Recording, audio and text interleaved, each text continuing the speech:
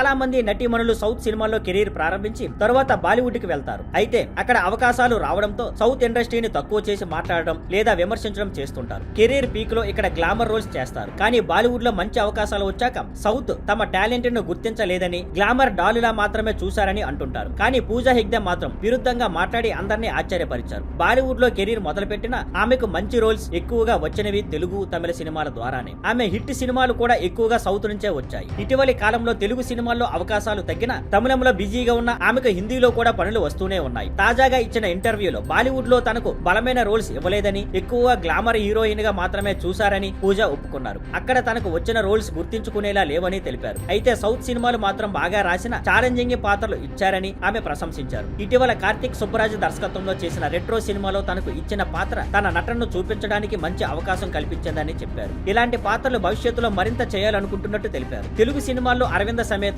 రాధేశ్యామ్ లాంటి చిత్రాల్లో తన పాత్రలకు భావోద్వేగ గాఢత నటనకు అవకాశం ఉన్నప్పటికీ బాలీవుడ్ లో మొహంజోదారో తప్ప ఎక్కువ పాత్రలు కేవలం గ్లామర్ కే పరిమితం అయ్యాయని ఆమె చెప్పారు.